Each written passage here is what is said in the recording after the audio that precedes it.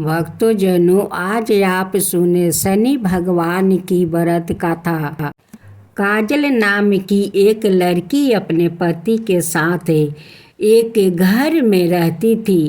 काजल का पति राहुल एक कंप्यूटर कंपनी टीम के लीडर पद पर था। राहुल बचपन से ही बहुत धार्मिक था, लेकिन उसकी पत्नी काजल बिल्कुल नास्तिक थी। ज़्यादा दर रंगीन दुनिया में जीने की चाहत रखती थी, जिसे वो आज के हिसाब से सही समझती। हालांकि इस बात को लेकर दोनों के बीच में कभी भी कोई अनजान नहीं थी। दोनों अपने जीवन में बहुत खुश थे। एक दिन सुबह सुबह राहुल टीवी में धार्मिक कार्यक्रम देख रहा था, जिसमें साधे सती काल के बारे में बताया जा रहा था। उसी समय काजल चाय नाश्ता लेकर आती है और राहुल के बगल में बैठकर चाय पीने लगती है। और थोड़ी ही देर में वो राहुल से चाय पीते हुए कहती है, क्यों सुबह से बोर कर रहे हो? और उसी समय टीवी का रिपोर्ट उठाकर चैनल बदल देती है। राहुल को काजल का बर्ताव अच्छी नहीं लगता। वो काजल से कहता है, क्यों तुम साढ़े सती की महादशा के बारे में कुछ जानती हो जो तुमने उसे बकवास समझ लिया? धर्म की बातें समझने के लिए आस्था लगती है, लेकिन तुम तो बिल्कुल नास्तिक हो। लेकिन तुम्हें किसी और की भावनाओं को तकलीफ देने का हक नहीं है। काजल को राहुल की बात से गलानी महसूस होती है और वो राहुल से माफ़ी मांगते हुए वही शनि भगवान का कार्यक्रम टीवी में दोबारा से लगा देती है। राहुल काजल को बहुत प्यार करता था।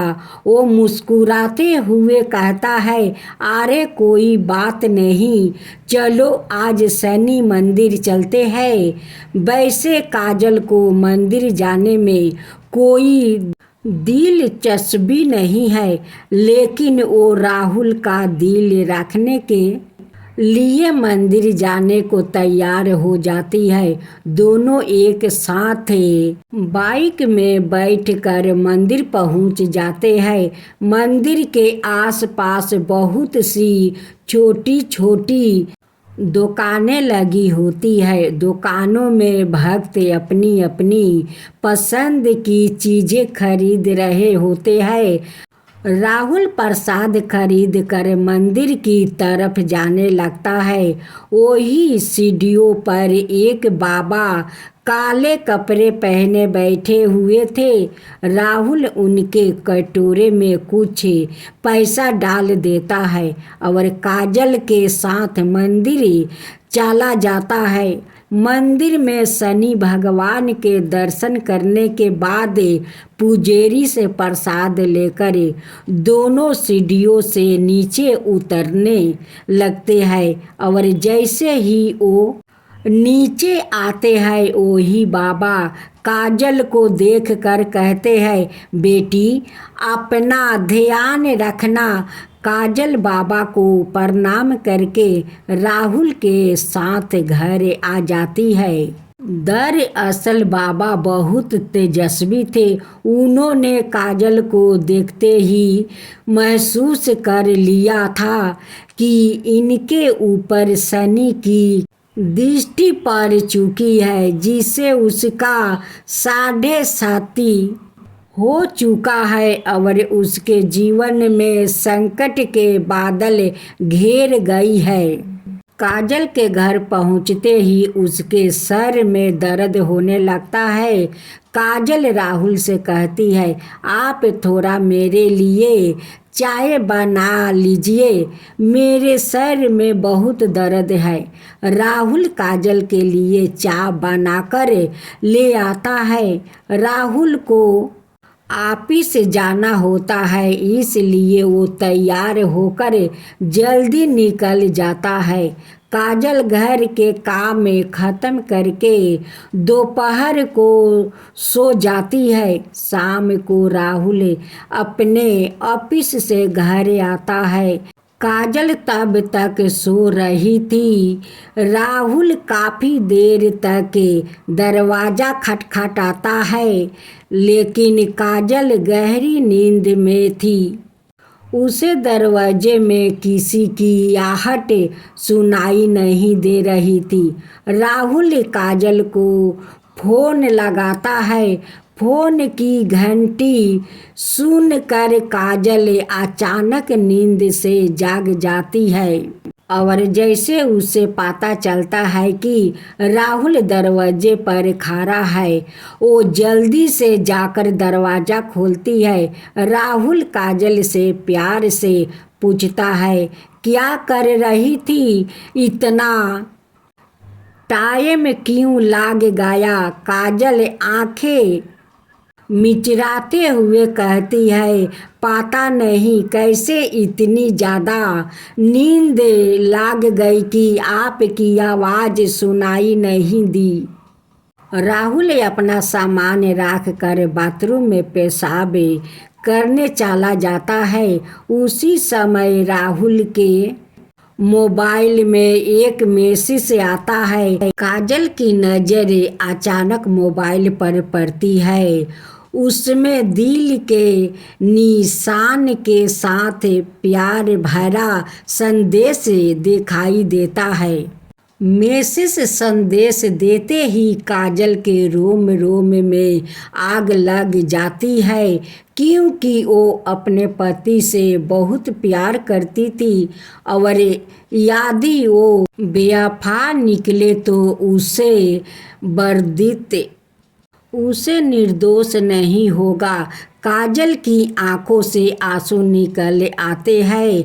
उसी समय राहुल बाथरूम से बाहर निकल आता है। काजल तुरंत उसका फ़ोन रख देती है और अपने आप को काबू में करके अपने कर्मों में चली जाती है। वो सोच रही थी कि अगर राहुल उसे खुद इस मैसेज के बारे में बताएगा तो ठीक है, नहीं तो वो इसके बारे में कभी पता नहीं करेगी और इसकी ज़िंदगी से हट जाएगी। दोनों के प्यार को ग्रहण लग चुका था। साढ़े सती काल ने काजल को अपनी गिरफ्त में ले लिया था। काजल का स्वभाव बदलने लगा था। वो अपने पति पर शक करने लगती है, जिसके चलते उसके रिश्ते में दरार आ चुकी थी। कुछ दिनों के अंदर दोनों के बीच में झगड़ा होने लगता है। राहुल काजल को समझाने की बहुत कोशिश करता है, लेकिन काजल के दिमाग में वही मैसेज घूम रहा होता है। वो राहुल के किसी भी बात पर भरोसा नहीं कर पा रही थी। राहुल काजल को खुश करने के लिए उससे कहता है, चलो मंदिर चलते हैं और वहीं से बाजार घूमने चलेंगे। आज कुछ कपड़े खरीदते हैं। लेकिन काजल गुस्से में वहाँ से उठ कर चली जाती है। राहुल अकेले ही मंदिर चले जाते हैं। राहुल को दोबारा वही बाबा मंदिर की सीढ़ियों में फिर से दिखाई देते हैं। वो राहुल को देखते ही उसे अपने पास बुलाते हैं। राहुल हाथ जोड़कर बाबा के सामने जाकर खड़ा हो जाता है। बाबा कहते हैं, बेटा, तुम्हारा जीवन में संकट दिखाई दे रहा है। क्या तुम ठीक हो? राहुल कई दिनों से काजल से परेशान था। वो बाबा के सामने बैठकर अपनी समस्या बताने लगता है। हालांकि बाबा काजल के साढ़े सती योग के बारे में पहले से परिचित थे, इसलिए वो राहुल को काजल के ऊपर आया हुआ संकट के बारे में बता देते हैं और कष्ट से मुक्ति के लिए उपाय बताते हुए कहते हैं कि तुम्हारी पत्नी को शनि भगवान की विशेष पूजा करनी होगी, जिसके बाद वो समन्वय अस्तित्व में आ जाएगी। राहुल भगवान का दर्शन करने के बाद घर पहुंचते ही काजल से कहता है, आज मंदिर में वही बाबा जी मिले थे। उन्होंने बताया कि तुम्हारा साढ़े सती योग चल रहा है, इसलिए तुम्हारा जीवन में चिंता बनी रहती है। तुम शनि भगवान की पूजा करो, उससे सब ठीक हो जाएगा। काजल अचानक राहुल से कहती है कि मेरी समस्या की वजह तो तुम हो। राहुल पूछता है, कैसे? लेकिन काजल बात को यहाँ वहाँ घुमा देती है। राहुल काजल को इस बार जोर देते हुए कहता है कि हर शनिवार को तुम शनि भगवान की पूजा शुरू कर दो। लेकिन काजल राहुल को मना कर देती है और गुस्से में कहती है, तुम मुझे किसी काम के लिए मजबूर मत करो। मैं इन सब बातों पर विश्वास नहीं करती। राहुल को समझ में नहीं आ रहा था कि वो अपनी पत्नी को शनि के प्रकोप से कैसे बचाए। वो दोबारा मंदिर की तरफ जाता है और बाबा को ढूंढने लगता है, लेकिन बाबा वहाँ से जा चुके होते हैं और अब वो अगले हफ्ते योनी अगले शनिवार ही यहाँ आएंगे। राहुल के पास तब तक का वक्त नहीं था, क्योंकि वो समझ चुका था कि अगर यह सब ठीक नहीं हुआ तो काजल और उसका रिश्ता टूट जाएगा। वो काजल से बहुत प्यार करता था। वो उसके बिना जीने की कल्पना भी नहीं कर सकता था। राहुल मंदिर में पुजारी जी से बाबा के बारे में जानकारी लेता है, लेकिन पुजारी जी को बाबा के बारे में तो कुछ पता नहीं था। वो कहते हैं, बेटा, मैं यहाँ सुबह से आता हूँ, लेकिन मैंने आज तक किसी बाबा को सीढ़ियों पर बैठे नहीं देखा। पता नहीं तुम किसकी बात कर रहे हो। राहुल को तजुब होता है, क्योंकि वो 2 बार बाबा को मिल चुका था। वो शनि भगवान से सामने हाथ जोड़कर कहता है, प्रभु, मुझे बाबा से मिलना है। और इतना कहते ही राहुल मंदिर से नीचे उतरने लगता है। अचानक सीढ़ियों में उसके सामने बाबा प्रकट हो जाते हैं और उसे एक शनि भगवान की मूर्ति देते हैं और कहते हैं, इसे अपने घर में रख देना और इन्हें तेल से स्नान करवाना, तुम्हारा कल्याण होगा। और इतना कहते ही बाबा अचानक राहुल के सामने से अंतर्ध्यान हो जाते हैं। राहुल को समझ जाता है यह कोई साधारण बाबा नहीं, बिल्कुल तेजस्वी आत्मा है। राहुल अपने घर पहुंचकर शनि भगवान की मूर्ति स्थापित कर देता है।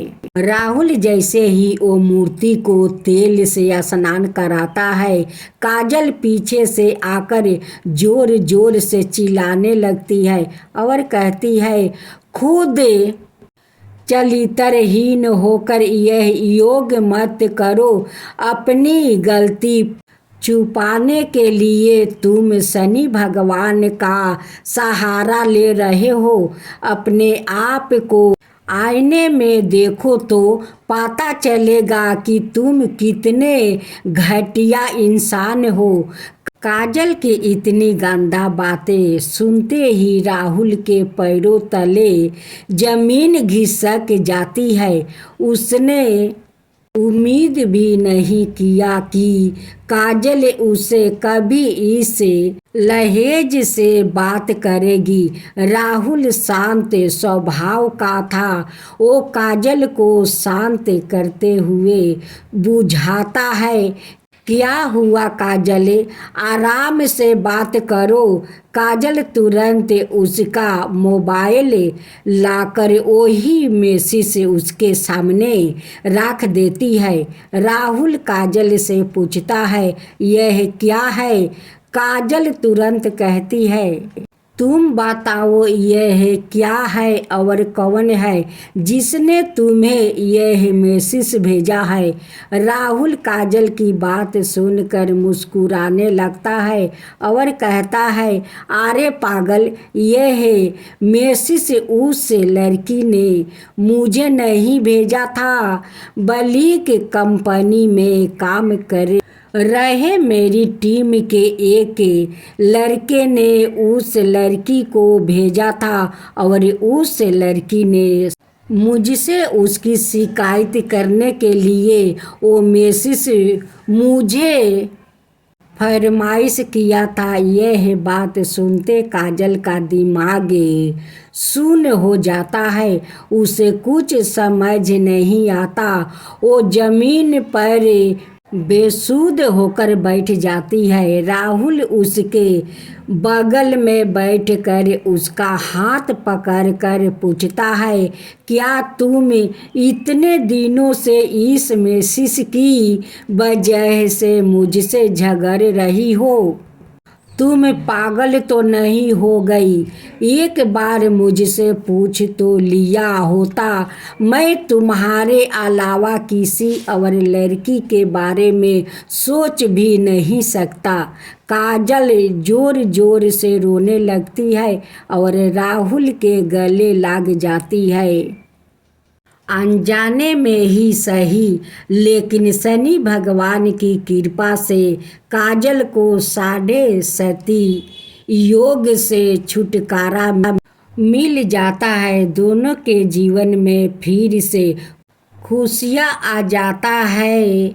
शनि भगवान के विराजमान होते ही दोनों के बीच झगड़े की वजह ही समाप्त हो चुकी थी और उनके जीवन में खुशियों ने फिर से दस्तक देना शुरू कर दिया और दोनों के जीवन के कष्टों की समाप्ति के साथ ही धर्म की यह गाथा समाप्त भी हो जाती है।